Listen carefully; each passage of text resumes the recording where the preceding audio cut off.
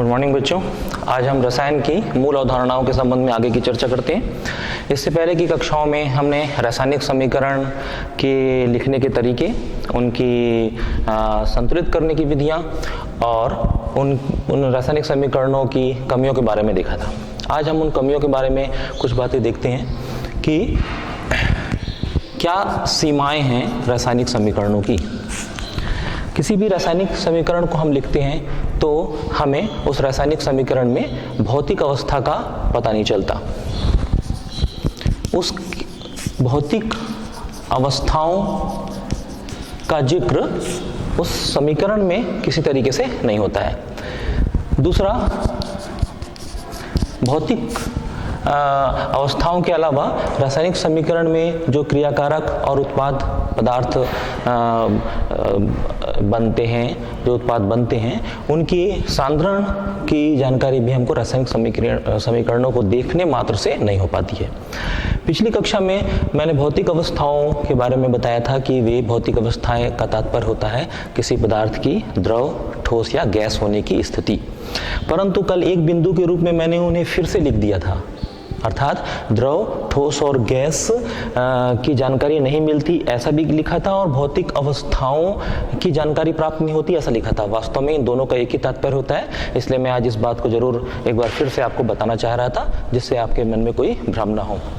ठीक, भौतिक अवस्थाओं एवं सांद्रण के अलावा अभिक्रिया किन अवस्थाओं में हो रही है, किन स्थितियों में हो रही है, अर्थात ताप, दाब, आयतन इत्यादि की जानकारी भी हमें उस रासायनिक समीकरणों को देखने मात्र से नहीं हो पा रही थी।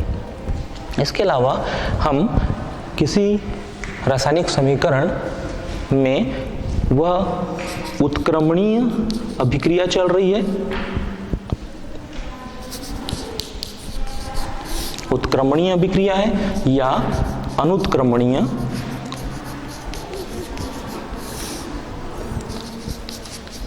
अभिक्रिया है, इसकी जानकारी भी हमें सिर्फ समीकरणों को देखने मात्र से नहीं हो पाती। कोई अभिक्रिया का वेग कितना है, ये जानकारी भी हमें रासायनिक समीकरणों को देखने से होनी चाहिए। अतः अभिक्रिया के वेग की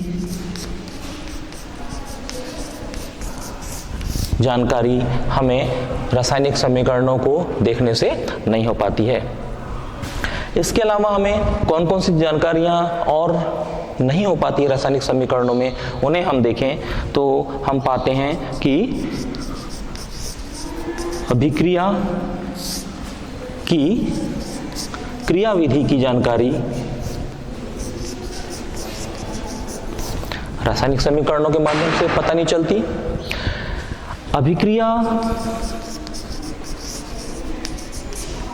में होने वाले ऊष्मीय परिवर्तन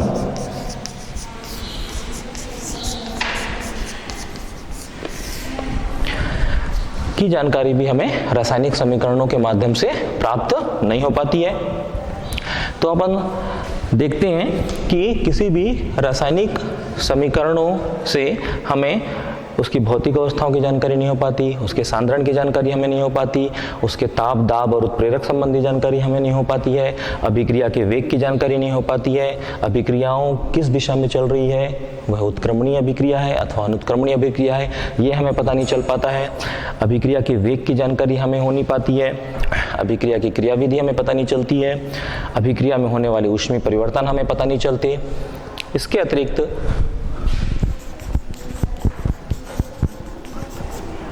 अभिक्रिया में कौन सी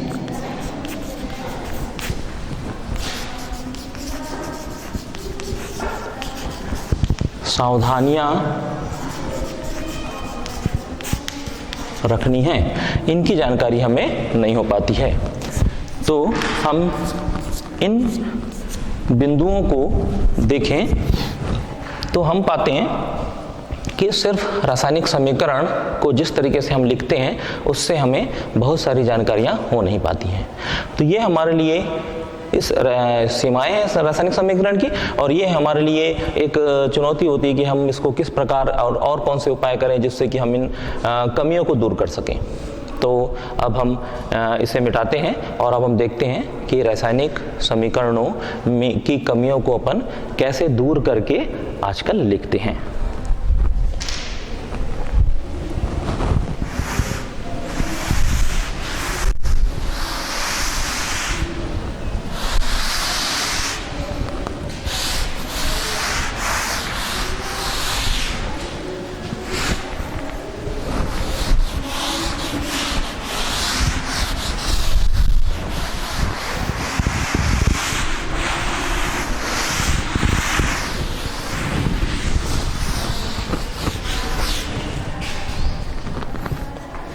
रासायनिक समीकरण की कमियां दूर करना।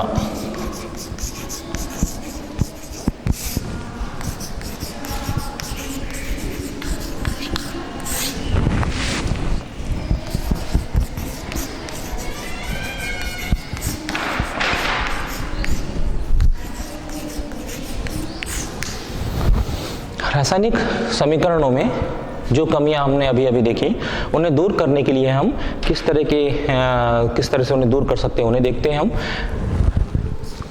सबसे पहले किसी रासायनिक समीकरण में उसकी भौतिक अवस्थाओं की जानकारी देने के लिए हम उसको संकेत के रूप में गैस के लिए स्मॉल g, द्रव के लिए स्मॉल l और ठोस के लिए स्मॉल s लिख देते हैं। अर्थात अगर कोई समीकरण है H2 ट्वाइस H2, ये गैस है, plus O2 equal to twice H2O, ये वाष्प के रूप में हमें जल प्राप्त हो रहा है। ऑक्सीजन गैसीय अवस्था में है, हाइड्रोजन गैसीय अवस्था में है, तो गैस के लिए हम G का संकेत लिखते हैं। यदि पानी प्राप्त हो रहा है उत्पाद के रूप में, ये पानी ये जलीय विलयन है किसी पदार्थ का,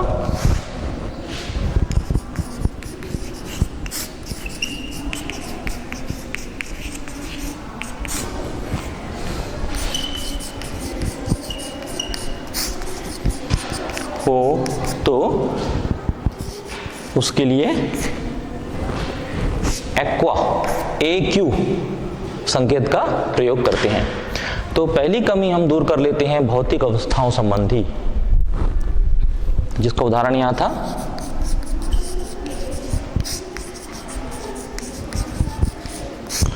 भौतिक अवस्था संबंधी कमी दूर करने के लिए ठोस के लिए स्मॉल s, द्रव के लिए स्मॉल l एवं गैस के लिए स्मॉल g पदार्थ के निकट लिखते हैं। ये पदार्थ के निकट उसका संकेत लिख देते हैं। तो इस तरीके से भौतिक अवस्थाओं का जो रासायनिक समीकरणों में उल्लेख इस तरीके से हम कर सकते हैं। इसे मिटाते हैं।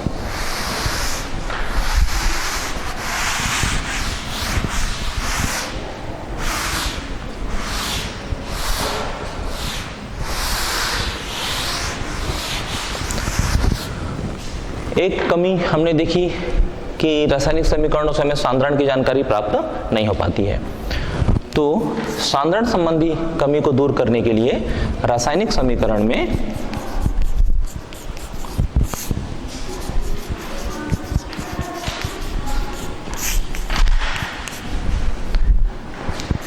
अम्ल के नीचे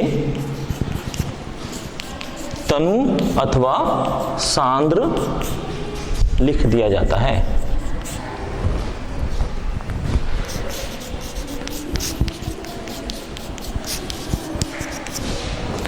उदाहरण के लिए जिंक और HCl की अभिक्रिया से जिंक क्लोराइड और हाइड्रोजन बनती है। तो यहाँ पर हमें इस रासायनिक समीकरण से यह जानकारी हमें प्राप्त नहीं हो रही है कि ये जो HCl लिया गया है ये तनु है अथवा सांद्र है। तो इस बात को संकेत करने के लिए कि ये स्पष्ट करने के लिए कि हमने ये तनु अम्ल लिया है अथवा सांद्र अम्ल लिया है, इसके नीचे में उसकी सांद्रता का उल्लेख कर दिया जाता है। तो इस तरीके से अगर ये सांद्र होता तो यहाँ हम सांद्र लिख देते, यहाँ तनु है तो हम यहाँ तनु लिख देते हैं। तो इस तरीके से हम किसी सांद्रता की कमी को दूर कर सकते हैं। तीसरा, यदि हमारे रासायनिक समीकरण में, रासायनिक अभिक्रिया में कोई गैस बन रही है या कोई अवक्षेप बन रहा है,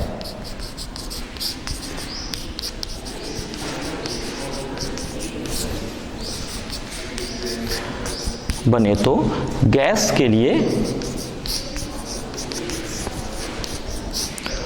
एक तीर का चिन्ह लगाते हैं जो ऊपर की ओर दर्शित होता है, ऊपर की ओर इंगित करता है, तथा अवक्षेप को प्रदर्शित करने के लिए एक तीर का चिन्ह लगाते हैं जो नीचे की ओर इंगित करता है। ऊपर की ओर इंगित करने का तात्पर्य हुआ कि वो प्रोडक्ट जो बन रहा है वो गैस है, और जो नीचे की तरफ इंगित कर रहा है उसका तात्पर्य होता है वो अवक्षेपित हो रहा है और वो ठोस में परिवर्तित हो जा रहा है। उदाहरण के लिए,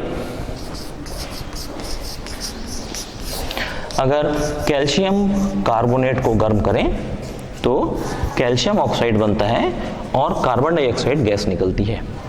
लेकिन सिर्फ इसी तरीके से अगर हम रासायनिक समीकरण को लिखें तो हम ये नहीं कह सकते कि ये कार्बन डाइऑक्साइड गैसीय अवस्था में हमें प्राप्त हो रही है। ऐसी स्थिति में एक एरो का चिन्ह ऊपर लगा दिया जाए ठीक उसके बगल में, उस पदार्थ के बगल में, तो इससे स्पष्ट हो जाता है कि ये पदार्थ गैसीय अवस्था में है। तो इतनी इस कमी को दूर करने के लिए अगर हम ये एरो लगा देते हैं तो हमें रासायनिक समीकरण से एक अतिरिक्त जानकारी प्राप्त हो जाती है। इसी तरीके से अगर एक मिनट, इसे थोड़ा सा मैं इसके दूसरे उदाहरण को, जो अवक्षेप को प्रदर्शित करने संबंधी उदाहरण है, उसको इसे मिटा के लिखता हूं।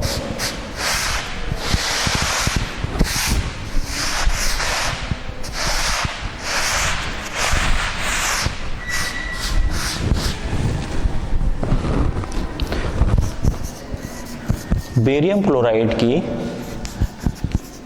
सल्फ्यूरिक अम्ल से अभिक्रिया कराई जाए तो बेरियम सल्फेट बनता है प्लस HCl बनता है। यहाँ पे बेरियम सल्फेट अवक्षेपित होता है। इसके लिए अगर हम बेरियम सल्फेट के बगल में एक एरो लगा दें जो नीचे की ओर इंगित करता है तो इससे स्पष्ट हो जाता है कि यहाँ पर बेरियम सल्फेट अवक्षेप है और वह तलिए में उसके बैठ जाता है ना, ठोस रूप में एकत्र हो जाता है।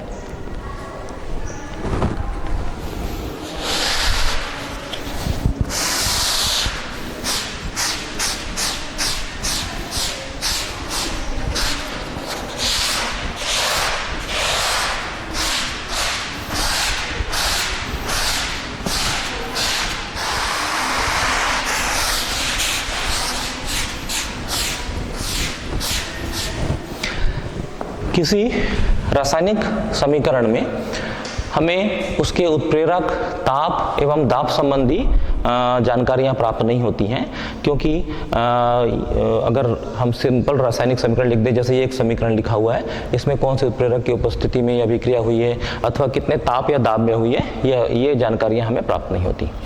इस कमी को दूर करने के लिए किसी भी रासायनिक समीकरण में जो समता का चिन्ह है, बीच में जो एरो अथवा बराबर का चिन्ह लगाया जाता है, इसके ऊपर हम वह जानकारी प्रदर्शित कर देते हैं। जैसे उत्प्रेरक की जानकारी हेतु समता के चिन्ह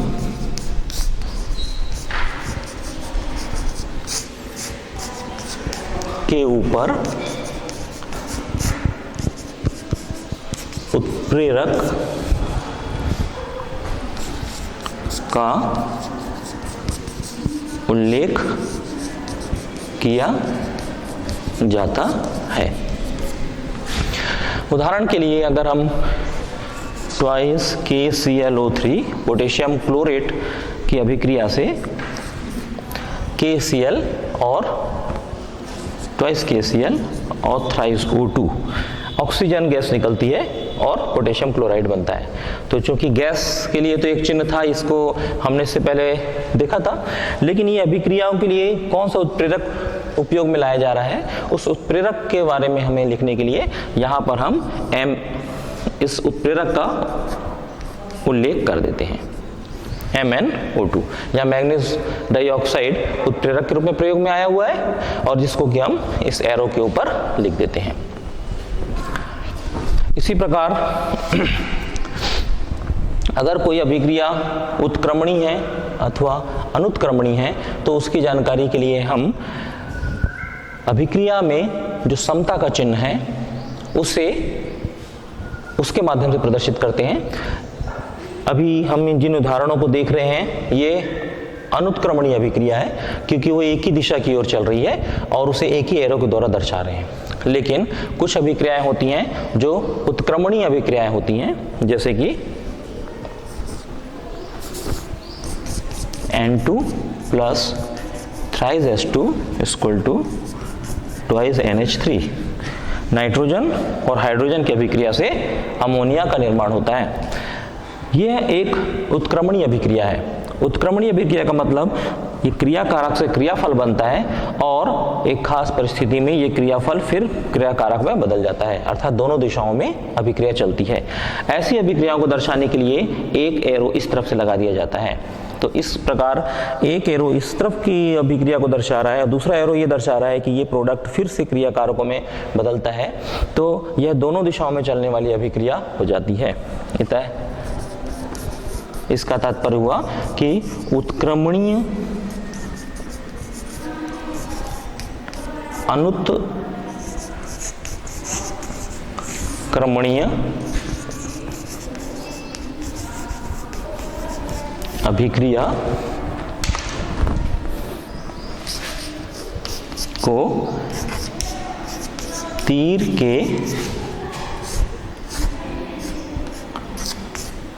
चिन्ह द्वारा दर्शाते हैं।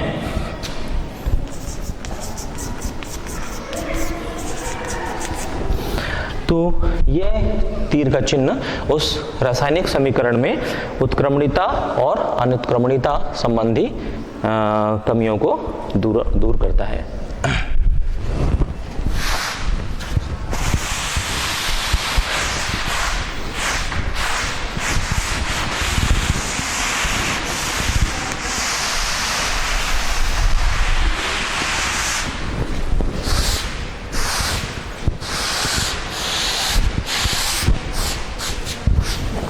हमने देखा था कि किसी रासायनिक समीकरण में ऊष्मीय परिवर्तन की जानकारी हमें नहीं मिलती है, कमी के रूप में देखा था हमने।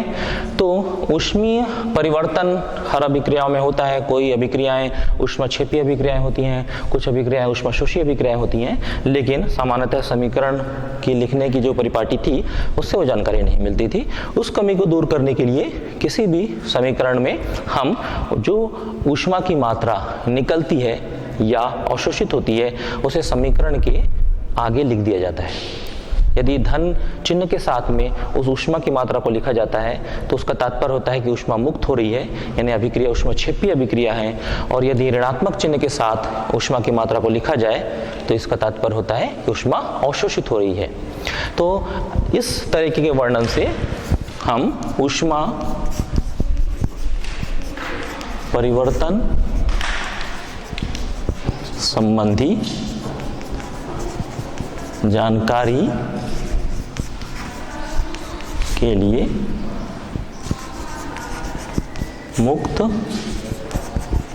ऊष्मा को धन चिन्ह व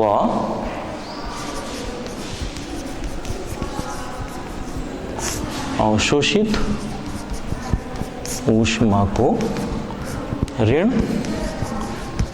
चिन्ह के साथ दर्शाते हैं। उदाहरण के लिए अगर कैल्शियम कार्बन और ऑक्सीजन की अभिक्रिया से कार्बन डाइऑक्साइड गैस बनती है। इस कार्बन डाइऑक्साइड गैस के निर्माण में ऊष्मा मुक्त होती है।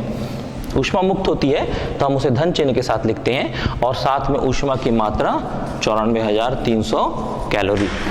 यह ऊष्मा की मात्रा धनात्मक चिन्ह के साथ लिखी गई है। इसका तात्पर्य होता है कि ऊष्मा मुक्त हो रही है। इसी तरीके से अगर कार्बन की अभिक्रिया सल्फर के साथ की जाए तो हमें मिलता है CH2।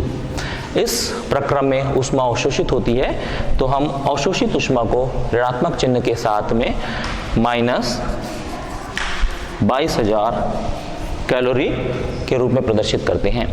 यह मात्रा ऊष्मा के अवशोषण की यानी ऊष्माशोषी अभिक्रिया का प्रदर्शन करती है और ऐसा लिखने पर हमें उस रासायनिक अभिक्रिया के ऊष्माक्षेपी होने की जानकारी मिलती है। इसके अतिरिक्त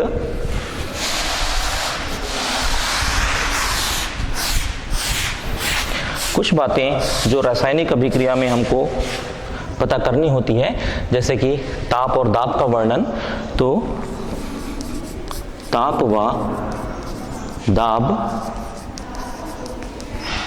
संबंधी जानकारी समता के चिन्ह, तीर के चिन्ह के ऊपर दर्शाते हैं। उदाहरण के लिए नाइट्रोजन और हाइड्रोजन की अभिक्रिया से अमोनिया गैस का निर्माण होता है। इसमें जो 450 डिग्री तापमान और 200 वायुमंडलीय दाब की परिस्थिति आवश्यक होती है, एटमॉस्फेरिक प्रेशर, इसे हम ऊपर लिख देते हैं। तीर के चिन्ह के ऊपर और नीचे हम उस अभिक्रिया की भौतिक अवस्थाओं संबंधी जानकारियों को वर्णित करके ये जानकारी प्राप्त कर लेते हैं। तो हम इस प्रकार रासायनिक समीकरणों से संबंधित जानकारियों को जो कमियां थी उन्हें इन तरीकों से हम दूर करते हैं। और हमने देखा है कि किसी भी रासायनिक समीकरण को हम देखते हैं तो आप जब भी इस तरह की स्थितियां देखोगे तो आपको ये आइडिया मिलेगा कि किस प्रकार से हम इनको दूर करते हैं। चलिए,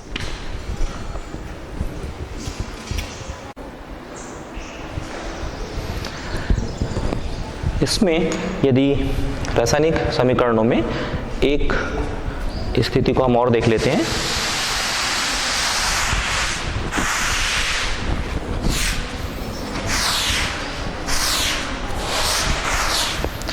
जैसे यदि कोई अभिक्रिया तापमान की उपस्थिति में हो रही है, सिर्फ गर्म करने पर, जैसे कैल्शियम कार्बोनेट को गर्म करने पर कैल्शियम ऑक्साइड बनता है और कार्बन डाइऑक्साइड गैस निकलती है। यह अभिक्रिया कैल्शियम कार्बोनेट को गर्म करने पर होती है और सिर्फ गर्म करने के पर कोई विघटन होता है तो हम उसको एक त्रिभुज के चिन्ह के द्वारा प्रदर्शित करते हैं। तो ये भी एक तरीका होता है कि कोई पदार्थ का कोई अभिक्रिया अगर ऊष्मा की उपस्थिति गर्म करने पर हो रही है तो उसे इस तरीके से प्रदर्शित करते हैं। चलिए, इन रासायनिक समीकरणों की जानकारी के पश्चात अब हम लोग देखते हैं कुछ संख्यात्मक प्रश्न देखते हैं जो अभी तक हमने जो कुछ पढ़ा है उस पर आधारित हैं।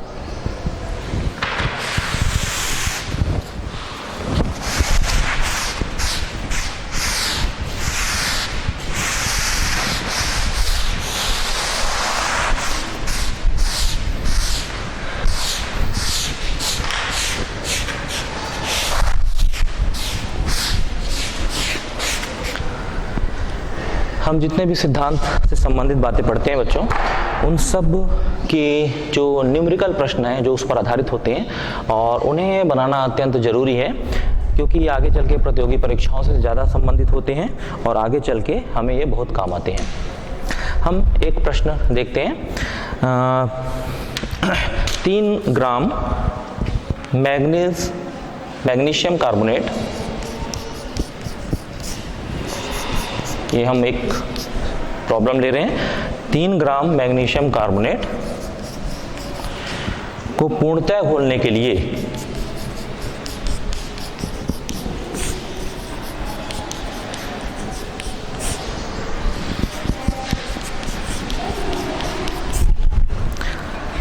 कितने ग्राम सल्फ्यूरिक अम्ल की आवश्यकता होगी?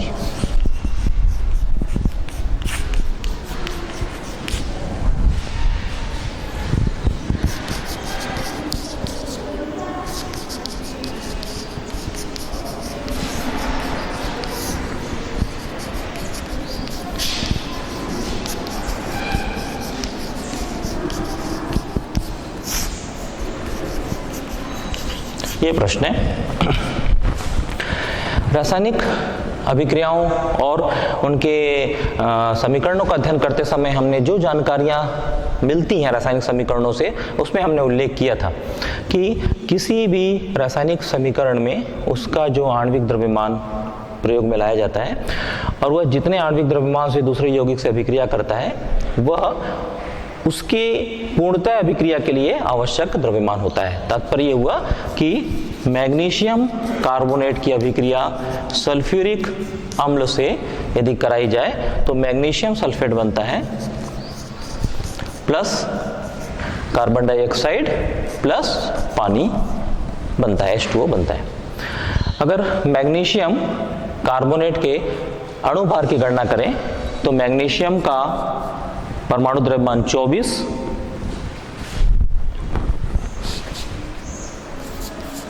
प्लस कार्बन का परमाणु द्रव्यमान 12 प्लस ऑक्सीजन का परमाणु द्रव्यमान 16 होता है और यहाँ पे O3 है, यानी कि 3 ऑक्सीजन है, इसलिए 16 गुणित 3 अर्थात 48। तो 24 धन 12 धन 48 और इन सब को अगर हम जोड़ते हैं तो हमें मिलता है 84। और सल्फ्यूरिक अम्ल को हम अगर गणना करें आणविक द्रव्यमान की तो सल्फ्यूरिक अम्ल के लिए हो गया 1 गुणित 2, हाइड्रोजन का 1 परमाणु द्रव्यमान, 2 हाइड्रोजन है यहाँ पे, 1 गुणित 2 धन सल्फर अकेला है, सल्फर का परमाणु द्रव्यमान होता है 32 धन ऑक्सीजन का 16, तो ये 16 गुणित 4 ऑक्सीजन है, तो हमें प्राप्त होगा यहाँ 2 धन 32 धन 16 चौक 64। अगर हम इसे जोड़ते हैं तो हमें मिलता है ये 4 2 6 2 8 6 और 3 9 अर्थात 98। ये एक महत्वपूर्ण जानकारी है किसी भी रासायनिक समीकरण से जो हमें प्राप्त होती है। और यहाँ मैग्नीशियम कार्बोनेट को पूर्णतः घोलने के लिए कितने ग्राम सल्फ्यूरिक अम्ल लगेंगे, हम यहाँ देख रहे हैं रासायनिक समीकरण में मैग्नीशियम कार्बोनेट सल्फ्यूरिक अम्ल के साथ अभिक्रिया कर रहा है और पूर्णतः अभिक्रिया होने का तात्पर्य है कि मैग्नीशियम कार्बोनेट के 84 ग्राम पूर्णतः घोलने के लिए 98 ग्राम सल्फ्यूरिक अम्ल लगेगा। या इसका एक और मतलब कि 98 ग्राम सल्फ्यूरिक अम्ल 84 ग्राम मैग्नीशियम कार्बोनेट के साथ में पूर्णतः अभिक्रिया करता है। तो किसी रासायनिक समीकरण से हमें ये महत्वपूर्ण जानकारियां प्राप्त होती है। अब इस आधार पे हम अपने इस सवाल को हल करते हैं। इसकी शेष बातों को मैं यहाँ लिखता हूँ। चूंकि हमें पूछा क्या गया है 3 ग्राम मैग्नीशियम कार्बोनेट को घोलने के लिए कितना सल्फ्यूरिक अम्ल लगेगा, तो चूंकि मैग्नीशियम कार्बोनेट के 3 ग्राम घोलने की जानकारी मांगी गई है तो अभी 84 ग्राम को लेकर हम पहले लिखते हैं। चूंकि 84 ग्राम मैग्नीशियम कार्बोनेट इक्विवेलेंट है, यह अभिक्रिया करेगा बराबर इस 98 यानी 98 ग्राम सल्फ्यूरिक अम्ल से। तो हम इसको इस तरह से लिख सकते हैं 84 ग्राम मैग्नीशियम कार्बोनेट, इसे शब्दों में ऐसे भी लिखा जा सकता है 84 ग्राम मैग्नीशियम कार्बोनेट आवश्यक है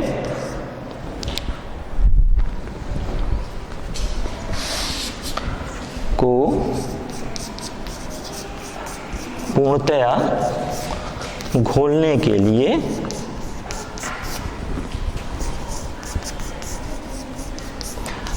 98 ग्राम सल्फ्यूरिक अम्ल आवश्यक है। हम इस तरीके से अथवा एक सांकेतिक रूप में इस तरीके से इस बात को लिख सकते हैं। तो ये प्रश्न अब स्पष्ट होते जा रहा है कि जब 84 ग्राम मैग्नीशियम कार्बोनेट के लिए 98 ग्राम की आवश्यकता है तो 3 ग्राम मैग्नीशियम कार्बोनेट के लिए कितना? तो एक एक नियम से हम इसे बना सकते हैं। मैं यहां पे इसे मिटाता हूं।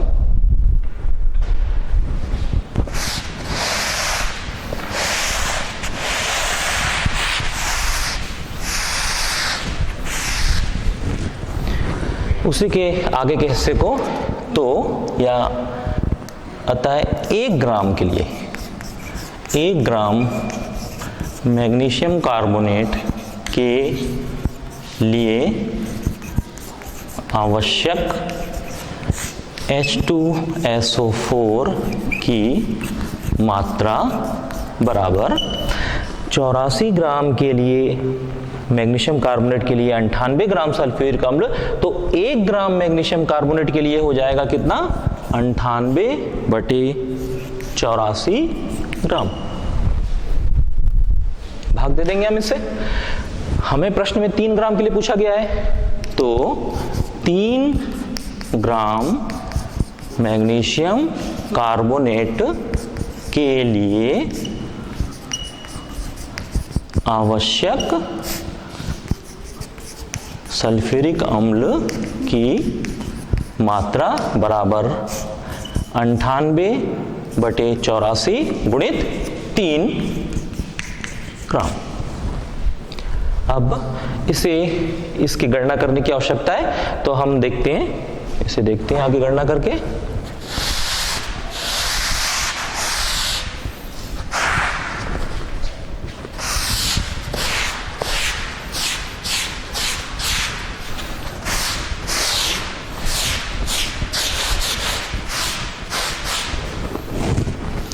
अब देखिए हमें जो मिला हुआ है 98 × 3/84, इसे हम डिवाइड कर सकते हैं। इसे 3 से काटने की कोशिश करते हैं। ये 3 एकम 3, 3 दूनी 6, 3 से इसको भाग दिया तो 3 एकम 3 आया। इसको भी हम 3 से भाग दे रहे हैं। 3 दूनी 6, बचा 2 और ये 4 24 बन गया। 3 अट्ठे 24। हमारे पास बचा 98/28। देखिए शायद ये कट रहा हो किसी से, 7 से ये कट रहा है। हम एक 7 की संख्या से काटते हैं तो ये बन रहा है 7 चौक 28 और ये हो रहा है 7 एकम 7 और 7 चौक 28। 7 से ये दोनों डिवाइड हो रही है।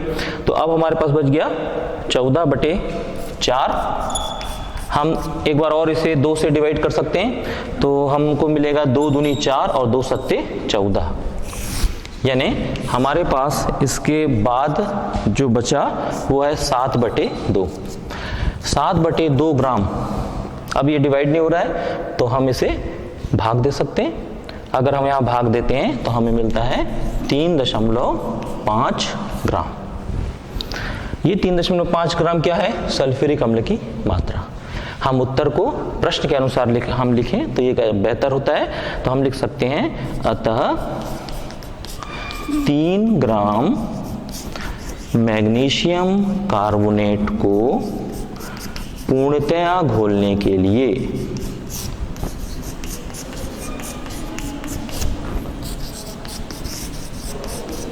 के लिए 3.5 ग्राम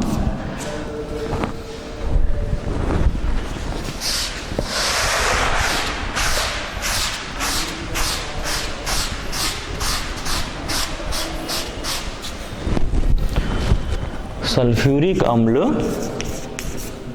की आवश्यकता होगी।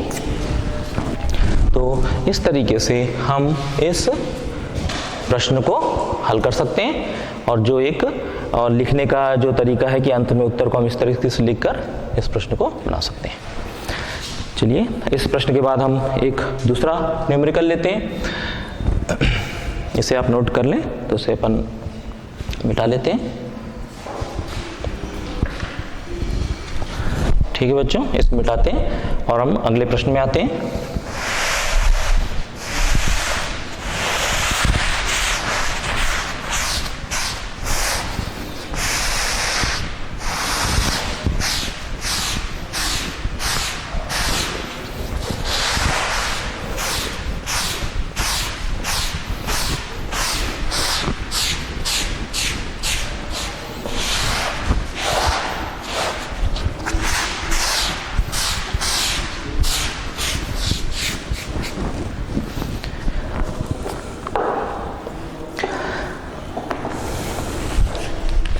उदाहरण इसी प्रकार का फिर हम लेते हैं। हाइड्रोक्लोरिक अम्ल के नमूने में 20% हाइड्रोजन क्लोराइड है। HCl के एक नमूने में 20% HCl है। ये अम्ल है कि एक नमूने में 20% HCl है। 20% HCl होने का मतलब बाकी जलीय पदार्थ हो सकता है या कुछ और, अर्थात हमने जो नमूना लिया है उसमें कुछ अशुद्धियां भी हैं और HCl की मात्रा 20% है। लिखता है 50 ग्राम कैल्शियम कार्बोनेट से पूर्णतः अभिक्रिया करने पर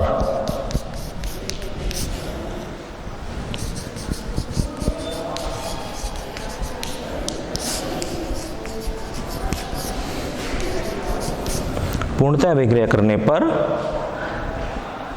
इस अम्लीय नमूने के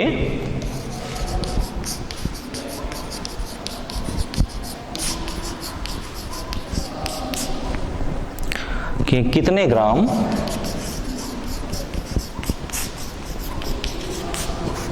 ग्राम आवश्यक होंगे।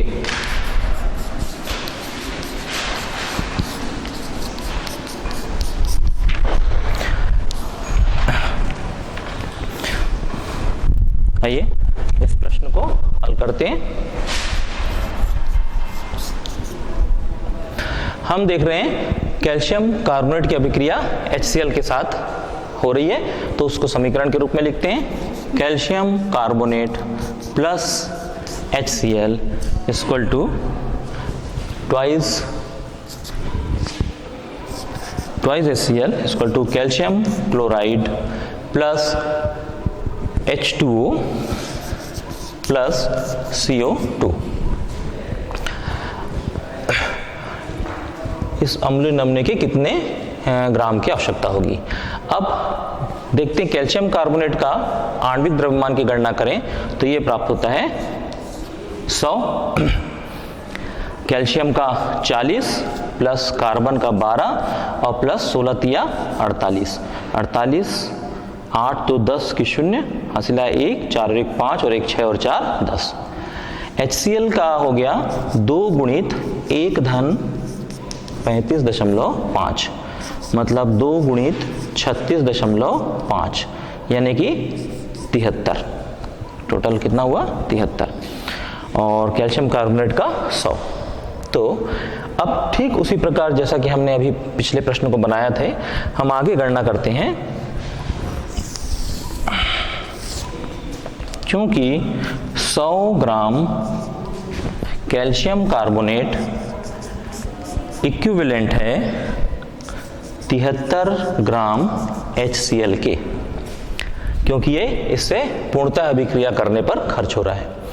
तो हमें तो ज्ञात करना है 50 ग्राम कैल्शियम कार्बोनेट की स्थिति, अतः 1 ग्राम कैल्शियम कार्बोनेट की तुल्य होगा 73/100 ग्राम के। तो 50 ग्राम कैल्शियम कार्बोनेट कितना होगा? 50 ग्राम कैल्शियम कार्बोनेट तुल्य होगा 73/100 गुणित 50 ग्राम। इसे हम गणना करते हैं, आगे इसे मिटाते हैं।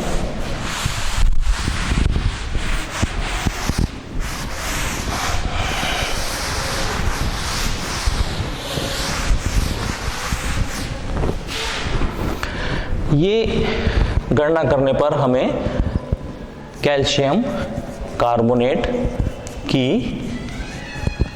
मात्रा प्राप्त होगी। 50, हम उसी को दोबारा लिख रहे हैं फिर से, 50 ग्राम कैल्शियम कार्बोनेट इक्विवेलेंट होगा।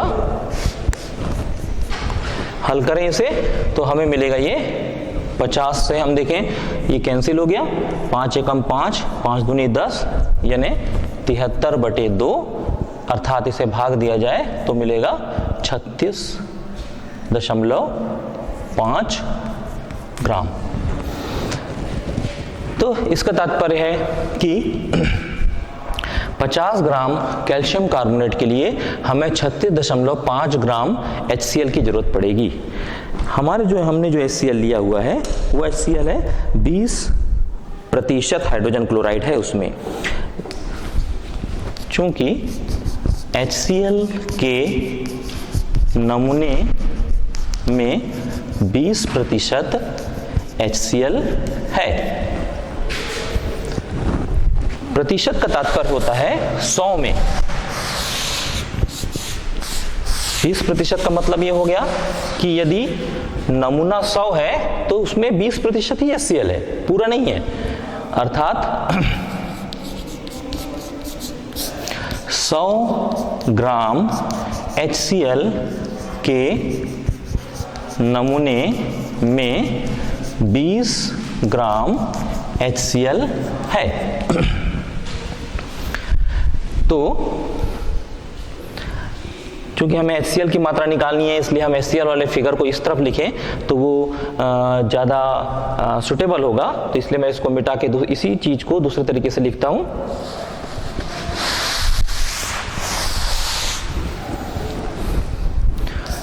बीस ग्राम HCl है 100 ग्राम HCl के नमूने में।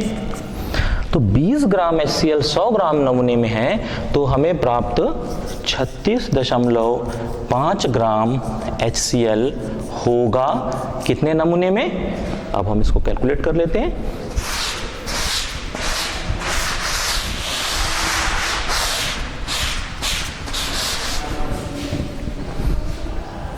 होगा 100 गुणित 36.5/20।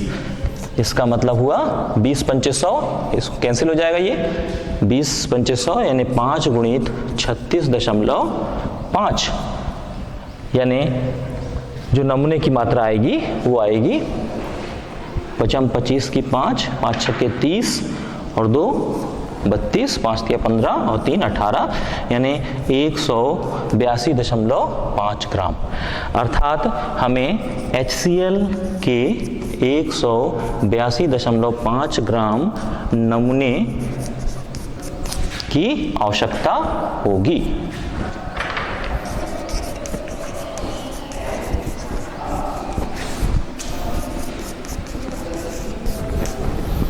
इस प्रकार हम इस प्रश्न में नमूने की मात्रा ज्ञात कर सकते हैं।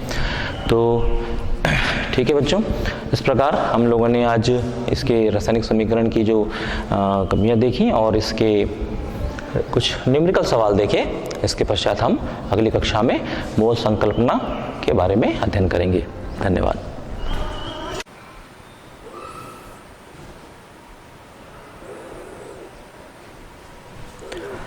बच्चों, रसायन की कुछ मूल अवधारणाओं के अध्याय का अध्ययन करते समय हमने उत्क्रमणीय एवं अनुत्क्रमणीय अभिक्रियाओं के चिन्ह संबंधित कोई त्रुटि की थी। आइए हम उसे सुधारते हैं। हमने उत्क्रमणी एवं अनुत्क्रमणी दोनों ही अभिक्रियाओं के लिए एक डबल एरो वाले चिन्ह, जिसमें एक का संकेत आगे और एक का संकेत पीछे होता है, इसका इस्तेमाल किया था। इसे हम सुधार कर इस प्रकार देखते हैं। उत्क्रमणी अभिक्रियाओं के लिए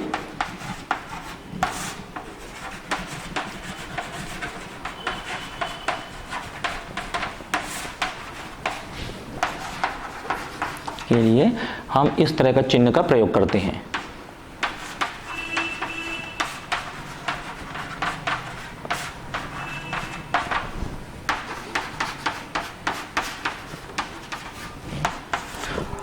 अनुत्क्रमणी अभिक्रियाओं के लिए हमें इस तरह के डबल एरो वाले चिन्ह की जरूरत नहीं होती है।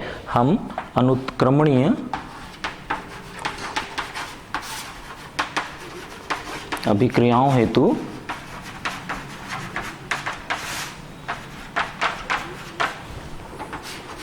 ये चिन्ह, एक एरो वाले चिन्ह का प्रयोग करते हैं।